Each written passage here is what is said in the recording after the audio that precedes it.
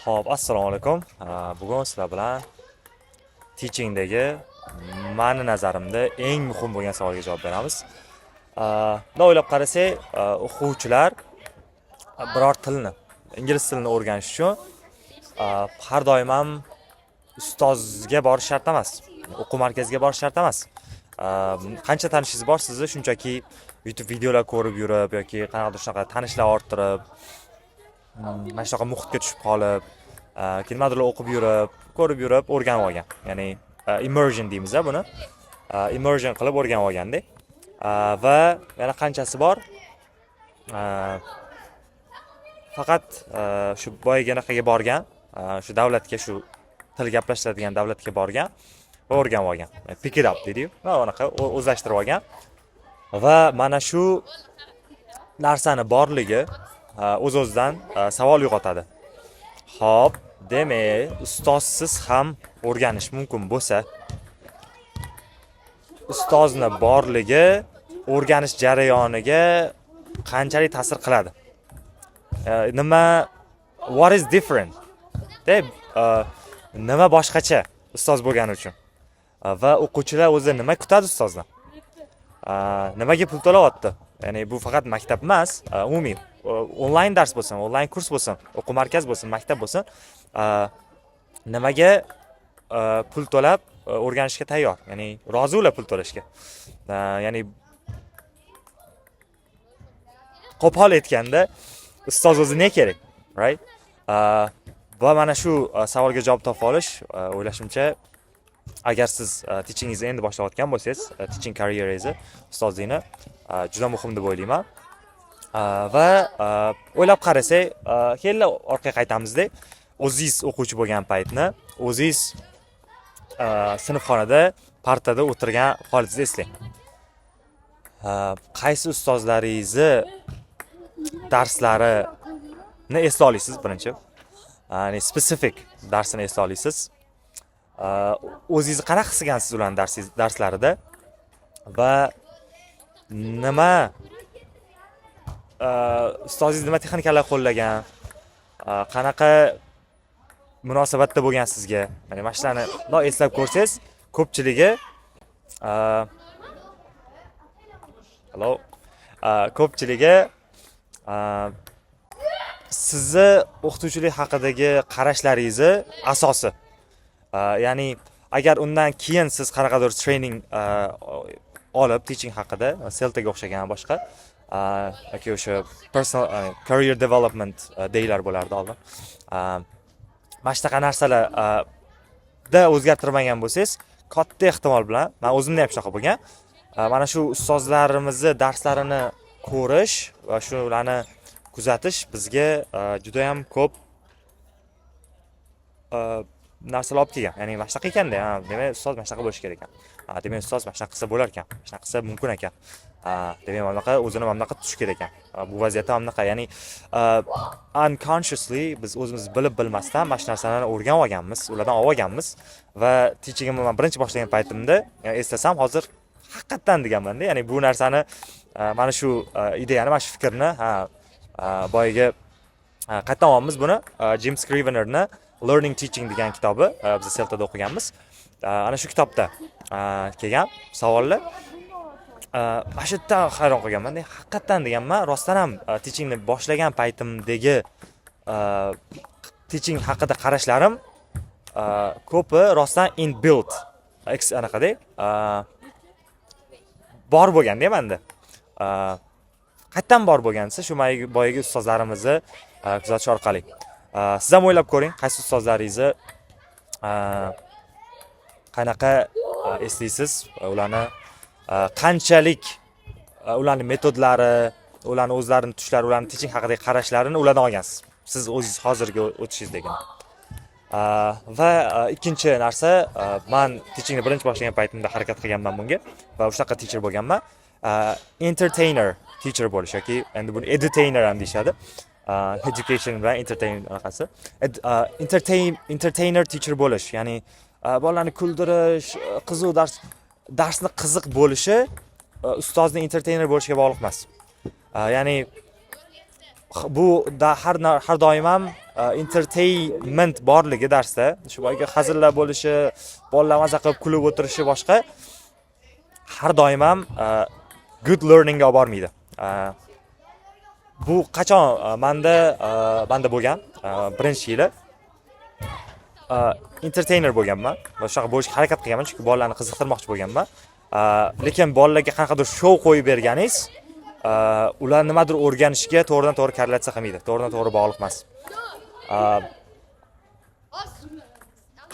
Ya'ni hazilkash bo'lish, ya'ni yumor ishlata olish, chatty bo'lish, ya'ni gaplashib ketish, so'zga chechan bo'lish, so'z ustasi bo'lish yaxshi, ya'ni foyda beradi sizga. Lekin bu siz shunaqa bo'lsangiz, bu degani siz zo'r dars o'tyapsiz degani emas. Ya'ni o'quvchilar darsingizda maza qilayotgan bo'lsa, dars zo'r bo'ldi deb, lekin kam narsa o'rganib ketayotgan bo'lsa, buni ham hisobga olib qo'yish kerak. O'zi umuman learning environment, o'rganishni oladigan bo'lsak, atmosferasini dars sinfxonada yoki ustoz sinfxonadagi environmentni o'quvchilar maksimum o'rganishi uchun ustozda nima xarakter bo'lishi kerak, ya'ni nima narsalar bo'lishi kerak ustozda desa, o'sha boyagi entertainer shart emas. Carl kim edi ismi? Hop, American psychologist bor. Carl ismini yozib ketamiz, rasm bo'lsa ham qo'yib ketamiz. Xullas shu aka 3 xil, 3 ta xarakterni aytgan. Ya'ni 3 ta narsa mana shu teacherda bo'lsa, o'rganish jarayoni pozitiv, o'rganish jarayoni yaxshi bo'ladi degan. Ya'ni mukammal bo'ladi, optimal bo'ladi degan. Nima deb o'ylaysizlar? 3 ta narsa. Birinchisi respect. Ya'ni ustoz o'quvchiga nisbatan hurmat bilan yondashishi. Ya'ni unga pozitiv, non-judgmental deydi. Ya'ni uni judge qilmasdan, "Mana bunaqa ekansan" demasdan qarash va ikkinchisi empathy, empatiya bildirish unga. Ya'ni uni tushuna olish, uni vaziyatini uni ko'zi bilan ko'ra olish. Nimadir vaziyat qilib kelmaydi, nimadir bo'ladi. Har doim yo'q, men eslayman, haqiqatdan menda arzirli sabab bilan uyga vaziyat qilib kelmasdan yoki nimadir bo'lib qolgan vaziyatlarda ustozlarim kechirmagan. Va kechirganlarini men haligacha eslayman, hurmat qilaman. Shuning uchun, ya'ni empatiya degan ikkinchisini va uchinchisi my favorite, authentic bo'lish. Ya'ni authenticity deydi. Ustoz bo'lishi, ustoz o'zi bo'lishi. Ya'ni siz kim o'zingizdan ustoz yasab olish emas. Ya'ni siz o'zingiz qanaqa odam bo'lsiz hayotda? Ya'ni qanaqa gapirasiz? Ya'ni odamlar bilan gaplashganda qanaqa gapirasiz? Qanaqa muomala qilasiz? Tabiiy qanaqa bo'lsangiz, o'quvchilarga ham shunaqa munosabatda bo'lish deydi va ko'pchilik mana shu narsani birinchiga qo'yadi. Ya'ni ustoz real bo'lmasa, o'quvchilar o'zidan kimdirlarni yasab, o'qituvchi anaqa, men aytaman buni, o'qituvchi tonini kiyish deyman buni. Mana shunaqa qilib olsa va bu learning environmentga ta'sir qiladi va ustoz darsini samarali o'tishiga cheklaydi. Nimaga desa, rapport degan narsa bor, building rapport, o'quvchilar bilan munosabat qurish, right? Ustoz o'quvchilar bilan munosabat qurar ekan, o'quvchi ustoz munosabati qachon zo'r bo'ladi? Prям zo'r bo'ladi. Mana siz o'zingiz ham eslasangiz, agar siz hozir ustoz bo'lsangiz, o'zingiz yana o'sha boyagi oldingi ustozlaringizni eslab ko'rsangiz, qaysi ustozlar bilan prям yaqin, yaxshi munosabatda bo'lgansiz-da. O'shani eslasangiz, ular inson bo'lishganda, they are just human. Xuddi bizga o'xshagan human odam, ya'ni qaysidir payt hazil qilgan, qaysidir payt ularni yig'laganini ko'rgansiz, qaysidir payt jahl qilganini ko'rgansiz. Ya'ni borini boricha ko'rsatgan odamlar. Ya'ni sizni kerak paytda sizni tushungan odamlarda. Mana shunaqa bo'lmasa, o'quvchi bilan munosabat yaxshi bo'lmaydi. Ya'ni siz authentic, o'zingizni real ko'rsatmayotgan bo'lsangiz, o'zingizdan nimadir yasab olgan bo'lsangiz, o'quvchi bilan rapport yaxshi tuza olmaysiz va buni oqibatida o'quvchi bilan ustoz munosabati yaxshi bo'lmasa, o'z-o'zidan learning process uncha samarali kechmaydi. Va o'zi Adrian Underhill degan teacher bor. Anaqa shu ESL teacher. Ular asosan phonology, shunaqa phonemic scriptlarni o'qiladilar. Shu ustoz taklif bergan 3 xil ustozni o'zi 3 xil turini bilaman men, 3 xil bo'lsa kerak turi deganda. Shulardan biri birinchisi aytgan explainer degan. Ya'ni ustoz shunaqa ustozlar bor, explainer. Ular fanini yaxshi biladi, zo'r biladi va o'shaning uchun ham ko'pincha explain qiladi, ular tushuntirib bera oladi zo'r qilib. Bu endi leksiya ko'rinishida bo'lishi mumkin, o'sha boyagi biz traditional teaching deb biladigan, shu doskani oldiga turib olib, hamma narsani o'qilish, knowledge transferring deydi-yu, transmitting, uzatish bolaga, anaqa ham bor, zo'r key anaqa term, jug and muck, ya'ni siz anaqa quyasiz bilimni miyasiga u anaqa oladi. Ya'ni mana shunaqa narsa, ya'ni explainer bor, explainer teacher, ular explain qiladi. Buni yaxshi qilish ham mumkin. Nimadirlar oraga qo'shadigan bo'lsa, u darslar ham yomon emas, ya'ni ma'lumot qilmaymiz. Ikkinchi turdagi ustoz bu involver. Ya'ni u ustoz endi faqat o'zi chunki explainerda nima bo'ladi? Explainerda explain qilgandan keyin faqat explain qilyaptimi? Tushuntiradi, o'quvchilar odatda faqat eshitadi, yozish kerak, tushuntirish kerak, qarab turish kerak doskaga. Mana shunaqa narsa. Involver nima qiladi? Involver u metodologiyani ham biladi. U qaysi darsda qaysi narsani qo'llash kerakligini ham biladi. O'shaning uchun u ham tushuntirishi mumkin. U ham doskani oldida turib qaysi payt tushuntirishga to'g'ri keladi, lekin uni bu yolg'iz qurol emas, ya'ni bittagina shu narsa bor emas unda. U ko'pgina toollardan, instrumentlardan faqat bittasi. O'quvchilarni ham ishlatadi, involve qiladi, ya'ni dars qiziq qiladi. Qatnashadi, o'quvchi o'zi ham qatnashadi, gaplashadi boshqa. Mana shunaqa. Bu ikkinchi tur. Va men hozir o'zim mana shunaqa bo'lishga 100% demayman, mana shunaqa 100% o'tish xohlayman. Hozir unaqa emas, lekin mana shu xohlayotganim enabler deydi. Ya'ni o'quvchini